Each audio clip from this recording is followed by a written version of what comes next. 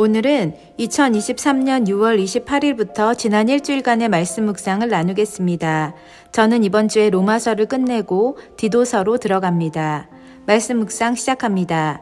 2023년 6월 28일 로마서 15장 22에서 33절 말씀.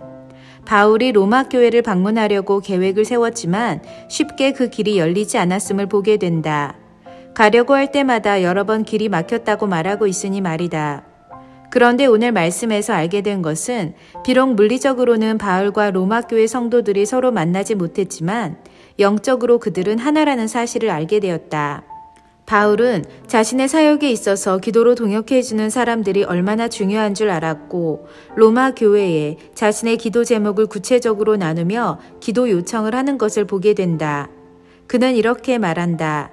형제들아, 내가 우리 주 예수 그리스도와 성령의 사랑으로 말미암아 너희를 권하노니 너희 기도에 나와 함께 같이 하여 나를 위하여 하나님께 빌어 나로 유대에서 순종하지 아니하는 자들로부터 건짐을 받게 하고 또 예루살렘에 대하여 내가 섬기는 일을 성도들이 받을 만하게 하고 나로 하나님의 뜻을 따라 기쁨으로 너희에게 나아가 너희와 함께 편히 쉬게 하라.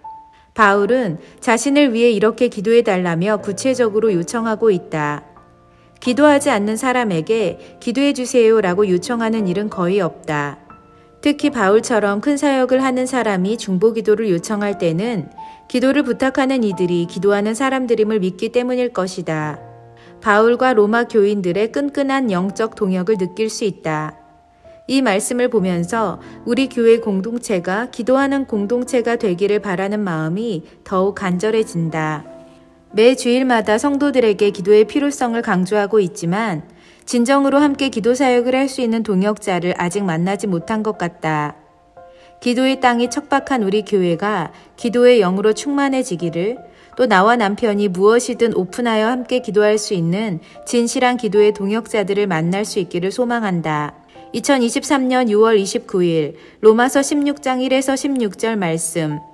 바울은 자신과 동역했던 사람들의 이름 하나하나를 적어가며 그들의 수고에 감사하고 또 그들이 로마 교회에 가서도 그 수고에 합당한 환대를 받기를 바라며 요청하고 있다. 바울이 어떤 마음으로 이 동역자들의 이름을 기억하고 있을지 나 역시도 알 것 같다. 남편과 나도 사역에 적극적으로 동참하며 헌신하는 성도들이나 동역자들을 보면 감사하는 마음이 들고 차를 타고 갈 때나 길을 걸을 때, 기도할 때, 심지어 잠자리에 들기 전에도 생각나는 동역자들이 있기 때문이다.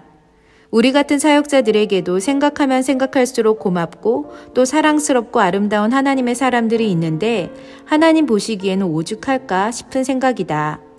오늘도 바울처럼 나의 소중한 동역자들의 이름을 되새기며 기도한다. 그리고 나의 일상에서 그들의 이름이 항상 감사의 조건이 되길 소망한다. 2023년 6월 30일 로마서 16장 17에서 27절 말씀. 하나님은 우리에게 말씀하신다. 하나님의 뜻을 거스르게 하고 하나님의 뜻대로 살아가려고 하는 우리 인생길에 장애물을 놓아 그분을 멀리하게 하는 사람들이 있다면 그들을 떠나라고, 그들에게서 떠나야 한다고 말씀하신다. 신앙생활을 할 때 우리는 좀 더 단호해야 할 필요가 있다.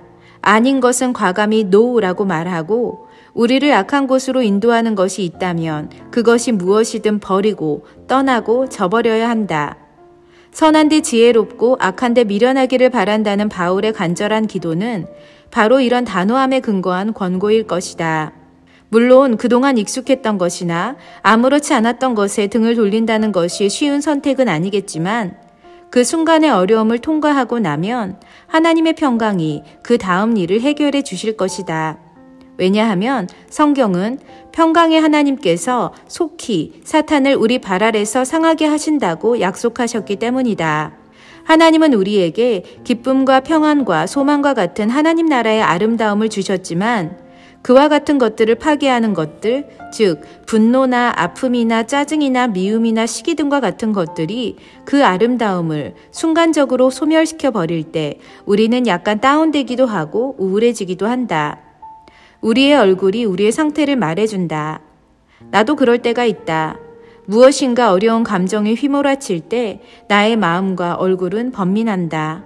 그럴 때 그런 순간이 찾아올 때 우리는 단호하게 사단의 역사를 끊어내고 하나님의 평강이 우리를 다스리도록 도우심을 요청해야 한다는 것을 기억하자. 2023년 7월 1일 디도서 1장 1에서 9절. 디도가 그레데 교회에 남아서 해야 할 일에 대해 말씀하시는 하나님, 즉 하나님은 바울을 통해 디도를 그레데 교회에 남겨두사 그가 해야 할 일이 있음을 말씀하신다. 그리고 그 일은 아직 끝내지 못한 남은 일을 정리하고 각 성의 장로들을 세우는 일이었다. 바울의 이 말은 그와 디도가 함께 사역하면서 마무리 못했던 것을 디도가 마무리하라는 것이었겠지만, 내게 들려지는 하나님의 음성은 예수님께서 이 땅에서 남겨두신 일을 우리에게 마저 정리하라고 하시는 음성 같았다. 그리고 사람을 세우라고 하신다. 예수님을 제대로 알지 못하는 이들에게 참 복음을 전하는 것이 우리가 해야 하는 사역임을 되새기게 된다. 또 교회 안에 있는 사람들이 직분자로서 충분한 자격을 갖출 수 있도록 도와주고 준비시키고 세우는 것도 우리의 사명임을 깨닫게 된다. 전도하고 사람을 세우는 것은 변함없는 우리의 콜링이라는 사실. 2000년이 넘는 시간 동안 여전히 그 일이 현재 진행형이라는 것이 아이러니하다. 2023년 7월 2일 디도서 1장 10에서 16절 말씀. 사람들이 불순종하고 헛된 말을 하며 속이는 것은 더러운 이득을 취하려고 마땅하지 않은 것을 가르친다고 한다. 그리고 그 결과로 각 가정들이 무너진다. 당시에는 가족 중심주의 사회였던 것도 있었겠지만 나는 특별히 가정들이 무너지는 것을 위험하다고 여겼던 바울의 관점을 본다. 한 개인이 무너지면 그것은 분명 가족 전체에 영향을 미친다. 한 개인이 예수님으로 말미암아 변화되면 온 가정이 변화되는 것도 똑같은 원리다. 주 예수를 믿으라. 그리하면 너와 내 가족이 구원을 얻으리라는 말씀이 참임을 믿는다면, 불순종하고 헛된 말을 하며 속이는 자들을 따르면 우리 자신과 우리 가족 역시 무너진다는 사실도 알아야 하는 것이다. 가정은 곧 나임을 깊이 새겨야 한다. 나와 나의 가정은 따로가 아니라 같이이며 또 하나이다. 지금 우리가 온전히 말씀 안에서 세워져 있는가?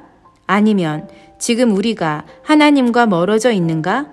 그 대답이 곧 우리 가정의 영적 좌표이다. 2023년 7월 3일 디도서 2장 1에서 15절 말씀. 깜짝 놀란 발견을 했다. 며칠 전 로마서 말씀을 묵상하면서 악한 것을 멀리하기 위한 단호함이 우리에게 필요하다는 것을 말씀하시는 하나님을 만났는데, 오늘 말씀에서 그와 비슷한 것을 말씀하시는 하나님을 또 만났다. 구원을 주시는 하나님의 은혜가 모든 사람에게 나타났기 때문에 그 은혜가 우리를 양육하사 경건하지 않은 것과 세속적인 욕심에 대하여 노라고 말하게 해준다고 성경이 말하고 있기 때문이다. 우리가 구원받은 하나님의 사람이라는 은혜 안에 거한다면 우리는 아닌 것에 대하여 노, 아니라고 말하는 것에 전혀 어려움도 없고 주저함도 없게 된다. 오히려 신중함과 의로움과 경건함으로 이 세상에서 살 수 있다고 말한다. 그렇다면 도대체 뭐가 문제일까? 사람들이 악한 것에 노라고 말하지 못하고 그것에 끌려다니고 결국 하나님이 없는 곳으로 삶의 방향키를 옮겨버리는 것은 왜 그런 것일까? 오늘 말씀에 따르면 하나님의 구원의 은혜 안에 거하지 못하기 때문이다. 매일의 삶에서 하나님의 구원을 기억하고 감사해야 하고 사모해야 하는 마음이 우리 안에 있어야 한다. 그것이 은혜이다. 하지만 그 구원의 감격과 의미가 없이 하루하루를 살아간다면 우리는 전혀 악한 것에 대해 대항하지 못한다. 우리 자신을 지킬 수 없게 된다. 우리에게 가장 기본적인 구원, 은혜, 영생이라는 핵심 단어의 의미가 생명력 있는 말씀이 되어야 함을 깨닫는다. 2023년 7월 4일 디도서 3장 1에서 7절 말씀. 우리는 하나님의 사랑과 자비하심 때문에 구원받았다.